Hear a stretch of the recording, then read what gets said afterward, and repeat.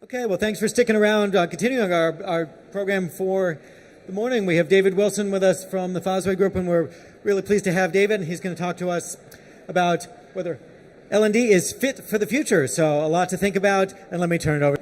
So good afternoon, and thanks for coming along. What I'm going to talk about very rapidly is some of Fosway's industry analyst research in the digital learning market and relating to particularly obviously around L&D and the future of L&D. The slides that I'm going to cover will be available afterwards, either from us directly or from Learning Technologies, etc. So I'm going to go through them pretty quickly. I've got too many slides. I thought I had far too many, and then I saw Mike go through here, so I think we're okay from that perspective.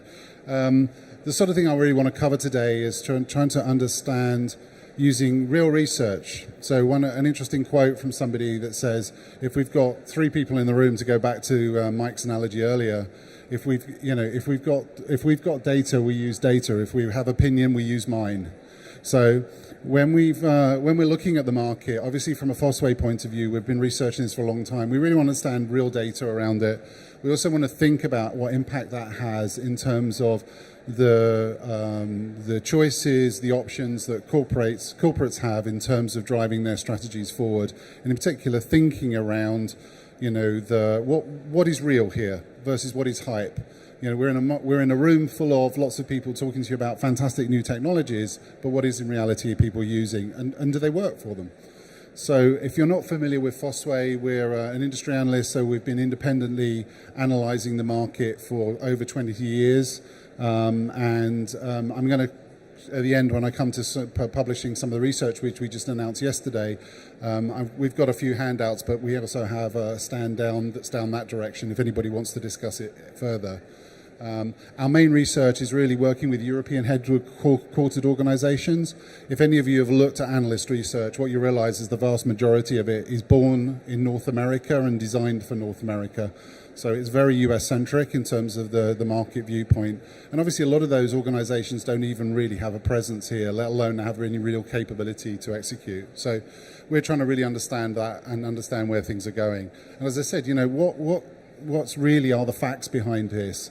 I'm going to throw a bunch of data points at you, but at the end of the day, the key thing is really understanding the substance beneath the story, not just the story. And I don't just mean that in a marketing sense. Everybody assumes that the vendors are portraying an image of how wonderful everything is. The corporates are equally guilty of standing up on stages talking about vastly successful projects that only 200 people are using, and next year they stop because nobody thinks it's of any value. So, it's really trying to understand the substance beneath the story. So let me kind of quickly move through a few things. And I've got a kind of couple of sections to this. The context of this is L&D fit for the future. So one of the things I wanted to do is really talk about what's the lens we're looking at that through.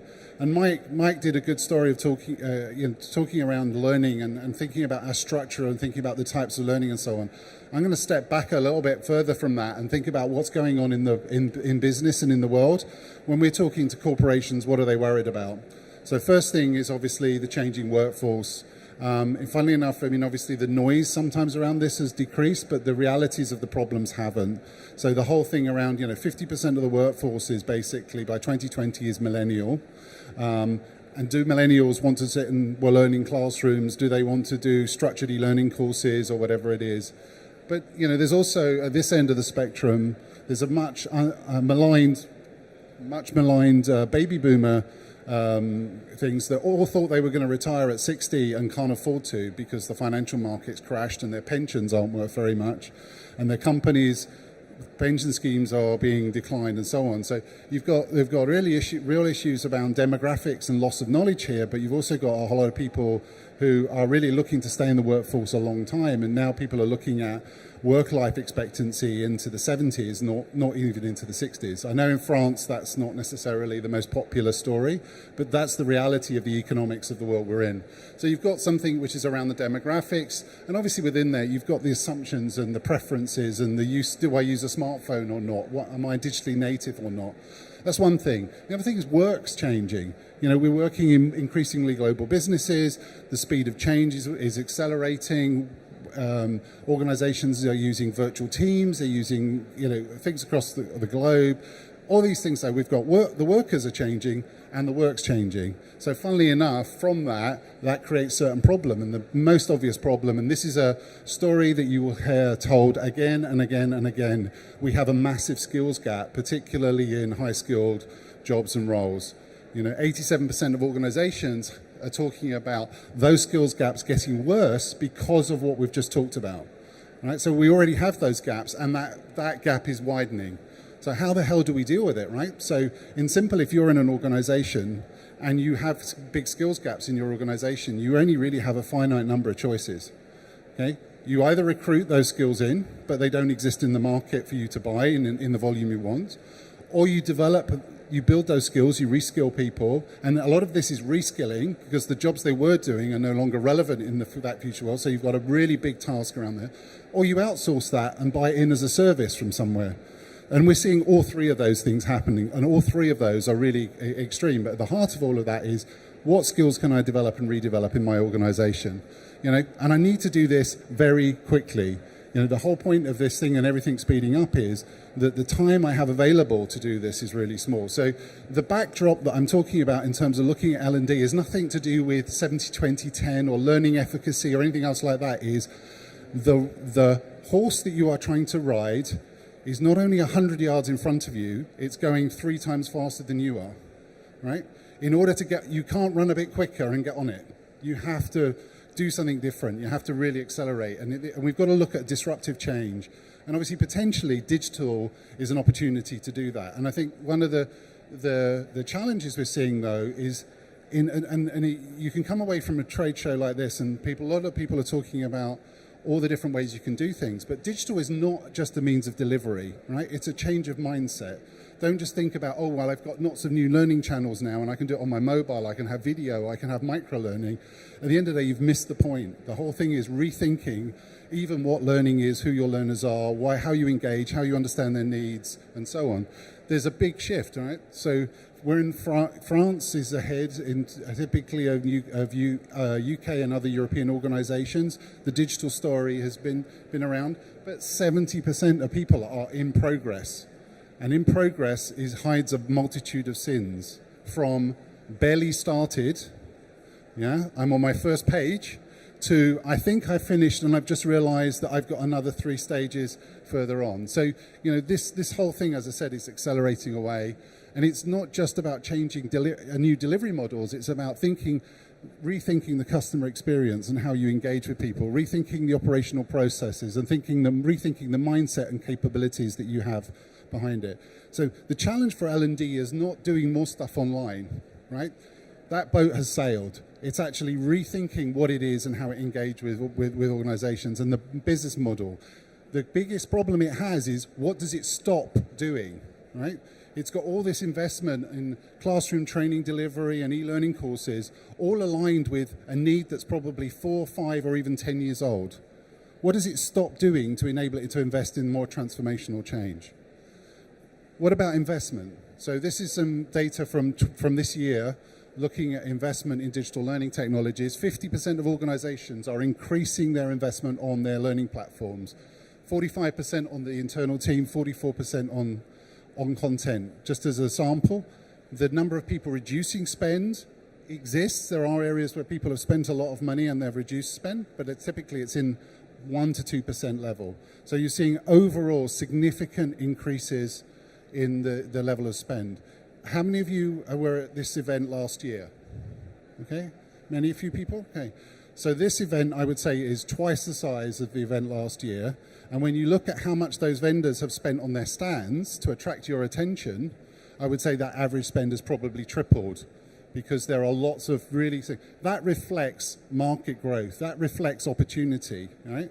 They're doing that because there are enough of you guys out there spending money with them that warranted to it, or that's what their hope is, right? So there is a growth market that we're in, and there is some parts of this where there's really significant growth. What are the areas that people are looking at specifically? So on a content side, We're looking at video, user-generated, micro-learning. There's a kind of top 3 area, mobile, all very similar kind of size. Interestingly enough, some of these numbers are actually lower than last year. So this is proportion of people increasing their investment. So in some ways, that shift to video and mobile accelerated the year before. That number was 71, I think, for example. But it's still a high growth number. So those are the areas where we're seeing people increase their investment from a content perspective. What about from a platform point of view? The number one area is around learner engagement, social, collaborative, again, mobile. And then the other thing, which is kind of different to all the rest in some ways, is analytics. Understanding, does this stuff actually work or make a difference, okay? So those are the areas that we're seeing around growth. One of the issues for a lot of organizations, though, is that their ecosystem, their platforms are very decentralized. They have multiple LMSs and they're trying to deal with that problem. Different parts of their business. Learning is a very fragmented activity in organizations typically, and there are different solutions around there. So 85% are dealing with that fragmentation in some way. Only, half of them are partially standardized.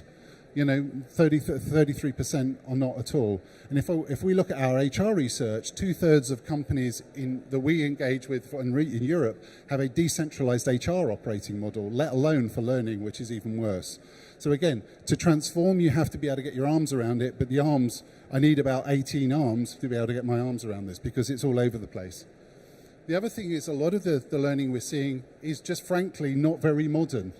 So a lot of the e-learning investment, the digital investment, is not modern, it's not agile, and it's not personalized. It's a slightly updated cheap dip that we've had from previously.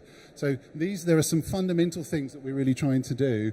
And actually, despite all of the noise around gamification and personalization and so on, this is still very small in terms of the percentage of real adoption.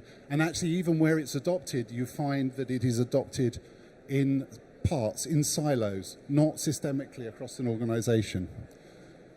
So there's a lot of room for improvement here. And as I said, the horse is rushing away. You need to accelerate what you're kind of trying to do around it.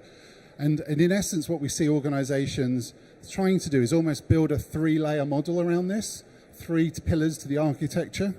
Historically, they've been very focused around that strategic talent story and the development planning story and so on, and especially in France, with the whole training plan mentality and so on, very aligned with a lot of that thinking. That's all about the needs of the future. It's about future performance. What about performance today? So what we've seen is a shift to organizations and a lot of the next gen focus, a lot of focus around micro learning and video learning and so on, is around how do we really impact operational performance quickly? What's my time to delivery, a time to impact? It becomes really, really critical. And then the third piece, which we've also seen, and this comes and goes in the corporate learning agenda, is do I actually care about what individuals just want to do for their own sake, right? Because we've got so many things they should be doing. Their list of compulsory mandatory training courses is longer than my arm, but actually maybe they want to learn Chinese for its own sake, right? And again, this is an agenda that's become a growing one recently because of the focus around learner engagement. Right? We want learners to be engaged. One of the tools we can use to that is give them the option to do stuff they want to do. It may not be a strategic career plan.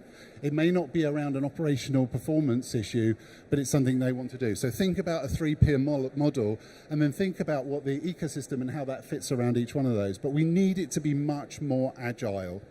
Right? Agile is the key word of business, in fact, more than digital is.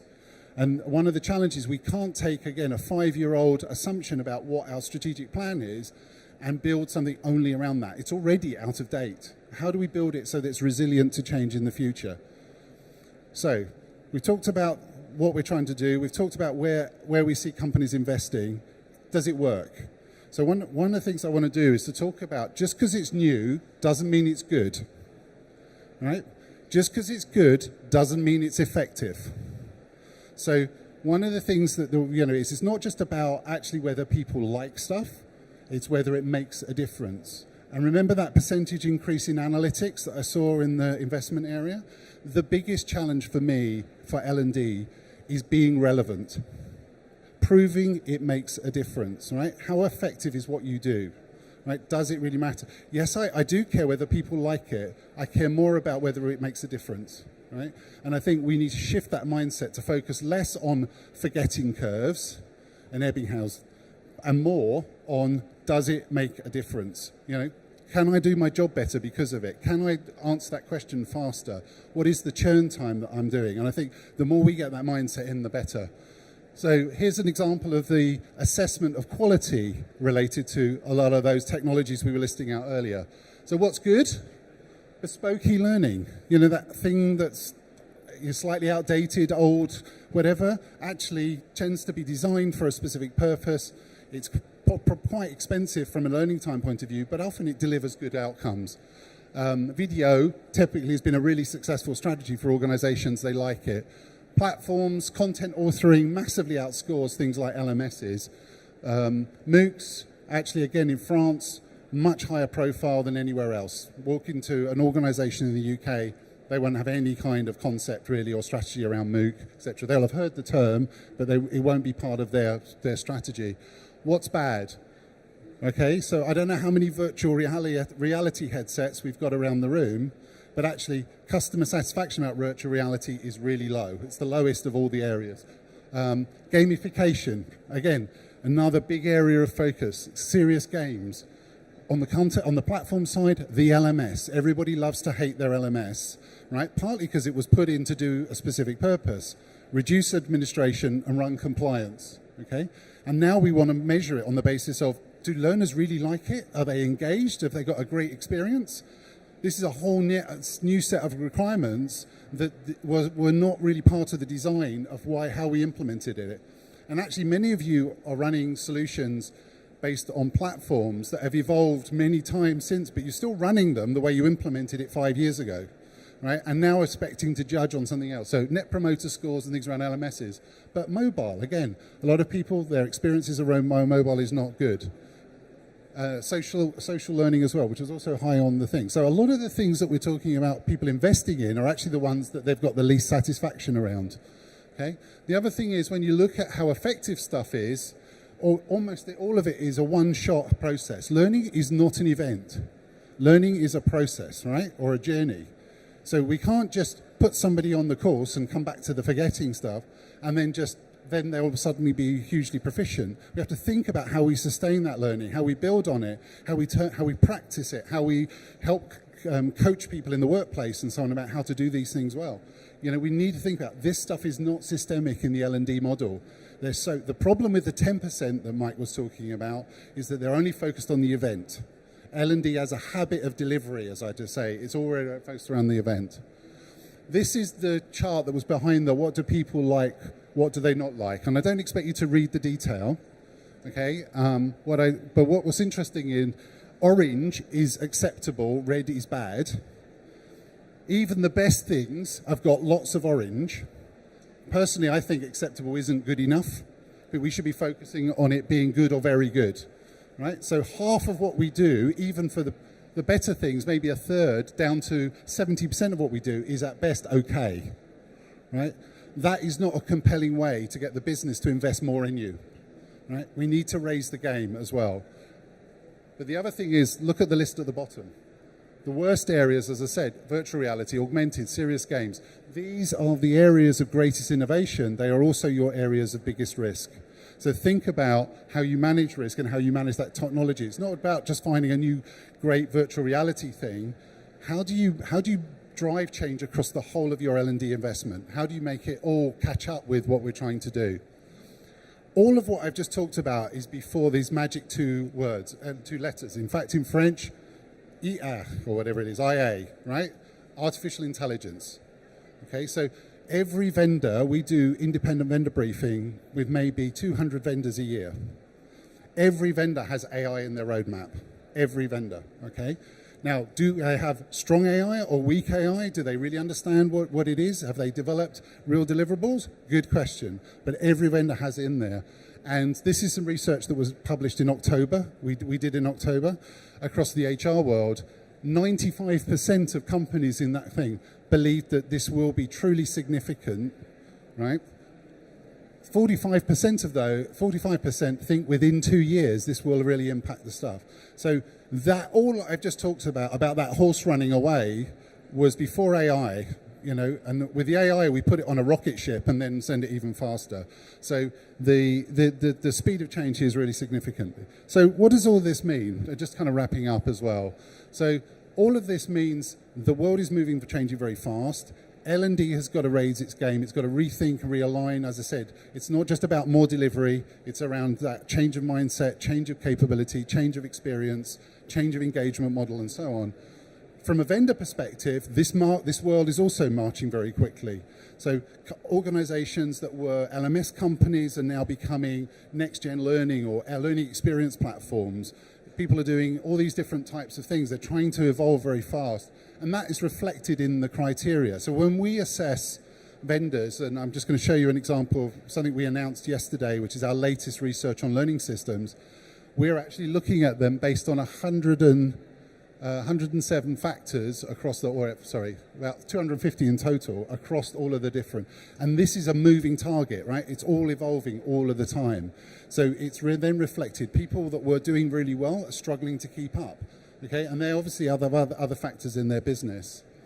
This is the latest what we call 9-grid for learning system. So this is an independent, in fact, it's the only European independent assessment of learning vendors in the market. Okay, there are some paper copies and things available, and I said if you want to discuss it, we're talking about it a little bit more on our stand.